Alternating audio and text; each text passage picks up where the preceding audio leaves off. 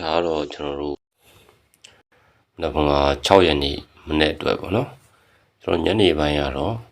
9ခွန်နဲ့ပေါ့နော် main ကွက်မိတယ်ပေါ့နော်ဟိုဘက် channel ကလာကြည့်တဲ့လူတွေကဒီဘက်ကိုလာပြီးတိတ်မကြည့်ကြဘူးပေါ့နော်အဲ့လိုဖြစ်နေကဲတော့ကျွန်တော်တို့ break ကိုရင်စပြမယ်ဒီ3ညခွန်5ပေါ့နော်ဒီ break ကပင်ရှည်မှန်နေတဲ့ break ပေါ့နော်3ညခွန်5ဆိုတော့သူက2 4ခွန် break နော်တော့အဲ့ဒါကဒီပွဲမှာစပေးတယ်ပေါ့နော်ဒီ85မှာစပေးတယ်ပေါ့နော်ပြီးတော့ဒီမှာ8ခွန်5ဆိုတော့သူဒီ3ညရမယ်နော်3ညခွန်5 break ဆိုတော့ဒီမှာ50ဒီမှာတော့မဝိုင်းတော့50မှာပေးတယ်ပြီးတော့ဒီမှာ959ပေါ့နော်959ဆိုတော့9ရတယ်964ပေါ့နော်964ဆိုဒီမှာ36ဒါ9 break ပေးတယ်ပေါ့နော်နောက်ဒီမှာခွန်3ည8ခွန်3ည8ပေါင်းတော့သူက9ရတယ်နော်93 3ည break အဲ့တော့ဒီမှာဆိုရင်41ပေါ့နော်41မှာပေးတယ်နောက်ဒီမှာဆိုရင်961ပေါ့နော်961ဆိုတော့691 break 691 break ဆိုဒီမှာ42ပေါ့နော်နောက်ဒီမှာဆိုရင်83နော်83ဆိုတော့2ရတယ်24ခွန် break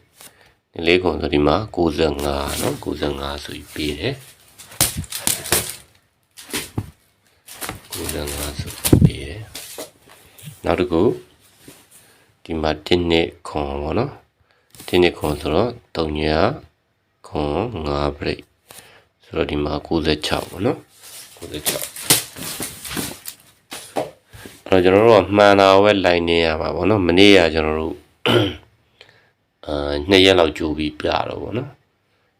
တယောက်တလီကတော့ပြောတယ်ပေါ့နော်ဆက်ပေးပါအောင်မလားဒီ break ကပေါ့နော်ဆိုတော့အဲ့လိုမျိုးမေးတာတော့ရှိတယ်ပေါ့နော်အဲ့တော့သူကမှန်တာကိုပဲဆက်ပြီးတော့နင်းတာတော့ပိုကောင်းပါတယ်နော်အဲ့တော့ဒီမှာဆိုရင်358 break ပေါ့နော်ဒါဆိုဒီမှာ3 break ပေးတယ်နောက်တစ်ခုကခွန်6 3ပေါ့နော်ဒါဆိုတော့691 break ပေးတယ်ပေါ့နော်691 break ပေးတယ်ဒီမှာ3ည1ပေါ့နော်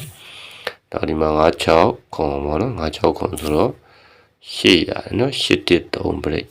ဆိုတော့ဒီမှာ3 break ပေးတယ်ပေါ့ဒါဆိုမနက်ဖြန်အတွက်ဘာ break ယူမလဲဆိုရင်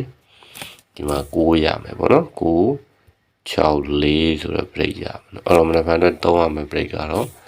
ကျွန်တော်တို့9 64ဆိုတဲ့ PK ဖြစ်တယ်ပေါ့နော်ဒါတော့ break ပေါ့နော်ဟုတ်ပြီအဲ့တော့ကျွန်တော်တို့နောက်တက်က key ပေါ့နော်ကျွန်တော်တို့3ရမယ် key ပေါ့3ရမယ် key အောင်ဘာလဲဆိုတော့ဒီဘယ်ကနေစလဲဆိုတော့သူက3နှစ်3ညနေစတယ်နော်3နှစ်3ညဒါဆိုတော့တော့9ရတယ်9 3 3ညပေါ့နော်အဲ့9 3 3ညကီရတော့တပင်ကျော်ပြီးတော့ပေးရမှာပေါ့နော်ဒီတပင်ကျော်ပြီးတော့ဒီမှာအရောင်လေးတစ်ချက်ပြောင်းလိုက်ပေါ့နော်ဒီတပင်ကိုကျော်မယ်3ခွန်နဲ့ဒီ985ကိုကျော်ပြီးတော့ဘယ်ပွဲမှာစပေးမလဲဆိုဒီ45မှာစပေးတယ်ပေါ့နော်ပြီးတဲ့ခါကျတော့ဒီမှာဆိုရင်ကျွန်တော်ဒီမှာ9ခွန်8ပေါ့နော်9ခွန်8ပေါင်းည3ညရမယ်နော်3ညခွန်5ဆိုတော့ဒီမှာ85ဆိုပြီးပေးတယ်ပေါ့နော်နောက်တစ်ခု3 5 5ပေါ့နော်5 5 3ပေါင်းတော့ဒါဒီ3ရတယ်3 5 8ဆိုတော့တော့ဒီမှာ5 break ပေးတယ်နော်5 3ည5 break မဟုတ်5တစ်လုံးထိတယ်ပေါ့နော်ဒါကီးပြနေတော့နောက်ဒီမှာဆို4 5ခွန်ပေါ့နော်4 5ပေါင်းတော့9 9နဲ့9နဲ့ပေါင်းတော့6နော်6 9 1ကီးပေါ့တော့ဒီမှာဆိုရင်36ဆိုပြီးတော့ပေးပါတယ်နောက်ဒီမှာဆိုခွန်3ည9ပေါ့နော်ခွန်3ည9ပေါင်းတော့လေသူက6ပဲရတယ်နော်6 9 1သူဒီတပင်ကျော်ပြီးတော့41မှာပေးတယ်နော်ဒါတွေကတပင်ကျော်တဲ့ကီးဖြစ်ပါတယ်နော်ဒီမှာဆိုရင်968အပေါ်မှာတပင်ကျော်တာလေးကိုကျွန်တော်ဝိုင်းပြီးတော့ပြပေးထားတယ်နော်968ပေါင်းခြင်းကသူက9ရမယ်နော်964ဆိုတော့ဒီ ဒီမှာ42မှာပြီးတယ်နော်နောက်တစ်ခုကတော့311ပေါ့နော်311ပေါင်းရင်9ရတယ်နော်933ညပေါ့နော်933ညဆိုတော့ဒီမှာ95မှာပြီးတယ်ပေါ့95မှာပြီးတယ်နောက်တစ်ခုကကြတော့ဒီမှာ4ပေါ့နော်423ပေါင်းရင်9ရတယ်နော်964ဆိုဒီမှာနှစ်ခတ်ဆိုတော့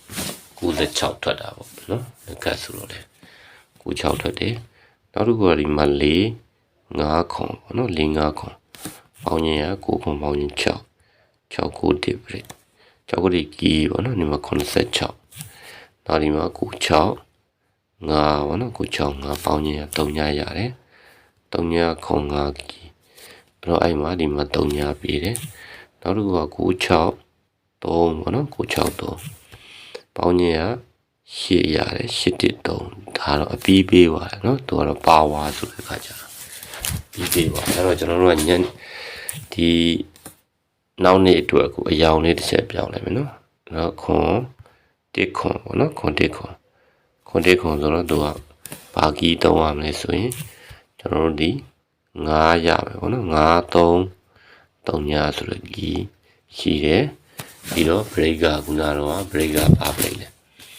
964 break เนาะ964 break ရှိရပေါ့เนาะ933ညနဲ့ဒါ964 break နဲ့964 break လောက်အောင်933ညကဲဟုတ်ပြီအဲ့တော့မနေ့ပိုင်းမှာတော့တိတ်ပြီးတော့စိတ်ကြိုက်တွေ့တဲ့ one chain တော့မရှိဘူးဒါပေမဲ့လို့ကျွန်တော်တို့ရှားထားတဲ့လုံးပိုင်း site တွေတော့ရှိပါတယ်เนาะလုံးပိုင်း site တွေဆိုတော့အများကြီးတော့မပြဘူးလုံးပိုင်း site ရှိတယ်တော့လုံးပိုင်း site ကဘယ်ဟာလဲဆိုရင်တဲ့လုံးမိုင်းဆိုင်တစ်ချက်ပြမယ်ပေါ့နော်လုံးမိုင်းဆိုင်တစ်ချက်ယူမယ်ဆိုရင်ကျွန်တော်တို့ဒီမှာဝိုင်းလေးနဲ့ပဲသွားချမယ်ပေါ့ဒီ23တစ်ပေါ့နော်23ပေါင်းရင်ဒီ3လုံးပေါင်းရင်ကသူဒီ6ရပေါ့နော်6ဆိုတော့ဒီမှာ6လာပြီနော်6လာပြီတော့သူ့အပေါ်မှာ118ကိုယူရင်တော့မပေးသေးဘူးဟောဒီကောင်က3မွဲပဲရှိသေးတယ်ဆိုတော့ပေးနိုင်ကြီးအလားလာလေးတော့ရှိတယ်ပေါ့နော်ပေးနိုင်ကြီးလားရှိကျွန်တော်တို့မနေ့ပိုင်းကီး1256ကတော့ပြတ်သွားတယ်နော်ပင်တိုနဲ့ပြတ်သွားတယ်ညနေပိုင်းကီးကကျွန်တော်4မိနစ်တစ်ဖြတ်မှာ4မိနစ်တစ်ပင်ကြားမှာအပီးပေးတဲ့ခွင်ကဒီညနေ50ခွန်မှာဆက်ပေးနေတော့မယ်နော်ဒီ50ခွန်မှာဆက်ပေးတော့မယ်4မိနစ်တစ်ဖြတ်အဲ့ဒါကိုကျွန်တော်ထောက်ပြဒါကတော့မနေ့ပိုင်းဟာကိုပြရင်ညနေပိုင်းဟာကိုရောပြဒီမှာခွန်3 9 5 1ခွန်8ပြီးရင်ဒီမှာ35နော်ဒါ4မိနစ်တစ်ဖြတ်ပြီးရင်1ခွန်8 5 9 4ခွန်6ပြီးရင်ဒီမှာ50ခွန်4မိနစ်တစ်ဖြတ်နော်အဲ့မှာအပီးပေးတာဟိုပေါ်မှာတပင်ရှိတယ်ဟိုပေါ်ပင်ကကျွန်တော်တို့49ရဲ့အထက်မှာပါရှိလဲဆိုရင်49ရဲ့အထက်မှာပါရှိတယ်49ရဲ့အထက်မှာဘယ်လိုပြန်ကြည့်ပါလား49ရဲ့အထက်မှာအပီးပေးတာရှိတယ်ပေါ့နော်ခါလေးပဲ49ရဲ့အထက်မှာခွန်9ဆိုပြီးပြီးပေးတာနော်ခွန်19ဆိုပြီးပြီးပေးတာပါကဲဟုတ်ပြီရပြီတော့ဒါကြုံလုံးပြောပြတာပါနော်အပီးပေးတယ်ဆိုတဲ့အကြောင်းပြောပြတာပါအဲ့တော့ဟိုဘက် channel ရဲ့လူတွေလည်းဒီဘက်ကိုလာကြည့်စေချင်တယ်ဗျာနော်အဲ့ဒါမှဒီဘက်မှာလည်းနည်းနည်းမြိုင်ဆိုင်လေးဖြစ်သွားဒီဘက် channel မှာလူနေအဲ့တော့9ခွန်9ပေါ့နော်9ခွန်9ပေါင်းရင်1ပေါ့နော်1ဆိုတော့1ပိတ်ပြီးတယ်နော်နောက်ဒီမှာဆိုရင်65 sorry 65ခွန်ပေါ့နော်65ခွန်ပေါင်းရင်ကတဲ့သူကဒီမှာဆိုရင်65ခွန်ပေါင်းရင်ဒီကျွန်တော်တို့6ရဲ့9ရဲ့ခွန်ရဲ့ပေါင်းရင်က8ရနော်8ဒီမှာ8အဲ့တော့နော်8ရတယ်8ဆိုတော့သူဒီဒါလုံးပိုင်းပဲနော်အပိတ်ပိုင်းဆိုပြီးတော့ပေးပါတယ်နော်အပိတ်ပိုင်းဆိုပြီးပေးနေဒါဆိုတော့ကျွန်တော်တို့ဒီမှာ63ခွန်မနက်ဖြန်အတွက် 63ခွန်ဆိုဘာရ63ခွန်ဆိုတော့6ရနော်အဲ့ဒီမှာ6တလုံးနော်6တလုံးပေးနိုင်တယ်လားရှိရနော်ကဲဟုတ်ပြီအဲ့တော့ကျွန်တော်ခဏန်းနေတွဲကြည့်ကြတာပေါ့ခဏန်းတွဲကြည့်ဖို့အတွက်ဆိုရင်ကျွန်တော်ဒီရထွက်လိုက်ဘာတွေရလဲဘာတွေရထားလဲပေါ့နော်ဘာတွေရထားလဲဆိုရင်6ပိတ်ရှိတယ်ပေါ့နော်6ပိတ်ရှိတယ်ကီးအနေနဲ့ကsorry ကီးအနေနဲ့933ညရှိတယ်နော်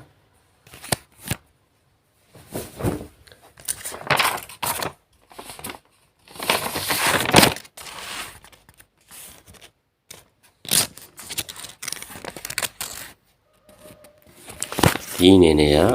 933ညရှိတယ်နော် PK ကတော့ကျွန်တော်964ရှိတယ်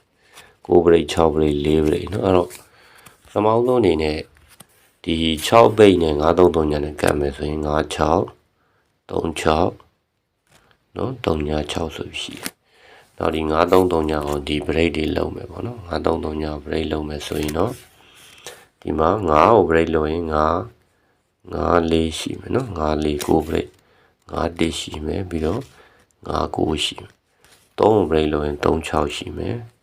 နော်3 6ပြီးတော့3 6 break လုံးရင်3 3ရှိမယ်3 1ရှိမယ်နော်ဒါ4 break လုံးပြီးတော့3ညအောင်လုံးရင်3ည9ရှိမယ်ပြီးတော့3ည6ရှိမယ်ပြီးတော့3ညအောင်4 break လုံးနော်9 6 4 break လုံးအဲ့တော့ဒီမှာကတူတာရှိတယ်တူတာတွေဖြတ်လိုက်မယ်နော်ဒီမှာ3ည6တူတယ်နော်3ည6ဖြတ်လိုက်ပြီးရင်3 6တူတယ်နော်3 6ဖြတ်လိုက်တော့ဒါပါပဲเนาะခဏတွေးလိုက်တော့ဒါပဲအဲ့တော့ကျွန်တော်တို့ main ခွက်ရွေးမယ်ပေါ့နော် main ခွက်ရွေးမယ် main to main ပေါ့နော် main ရွေးမယ်ဆိုတော့ကျွန်တော်တို့အပိတ်က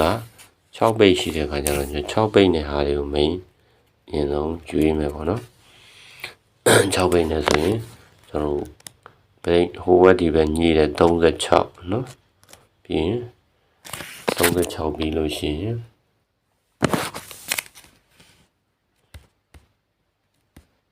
36ရေ31ရွေးရမယ်နော်ဒုအနေနဲ့ဆိုရင်တော့ကျွန်တော်56 36နော်အဲ့ဒါဒီရွေးရပါနော်ဒုအနေနဲ့ဆိုရင်တော့ဒါပါပဲပေါ့နော်အဲ့တော့အပိတ်လိုင်းကိုတော့ကျွန်တော်မဆွဲခိုင်းတော့ဘူးပတ်တိမဆွဲခိုင်းတော့ဘူးเนาะအပိတ်လိုင်းဆွဲခိုင်းတော့ဒီ၄ခွက်ပေါ့နော်အများကြီးတော့မရှိဘူးပေါ့နော်ဒါတွေအကုန်ထည့်ပြီးတော့ရန်ထိုးရင်လည်းထိုးလိုက်ပါဒီမှာဆိုရင်ရန်ရင်တော့ဒီမှာရန်လို့ရတာရှိရင်တော့33တို့33တို့နော်ဒီမှာဆိုရင်38ထွက်ရင်ဘာထွက်တတ်လဲပေါ့နော်38ထွက်ရင်ကျွန်တော်တို့38ရှိတယ်ဒါရကြတယ်လေ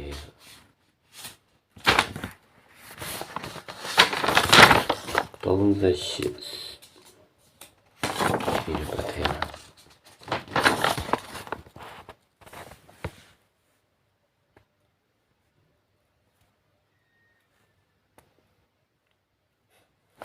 ကလေးနာဒီနီနာမရှိဘူးအဲ့ရန်လို့ရတော့နော်38ငါနဲ့ပတ်သက်တဲ့ဟာဆိုရင်ဒီမှာဆိုရင်59လို့ပါနော်59လို့ပါထဲရန်လို့ရခဲ့တာပါပဲပေါ့နော်အားလုံးပဲကံကောင်းကြပါစေဆက်ပြီးတော့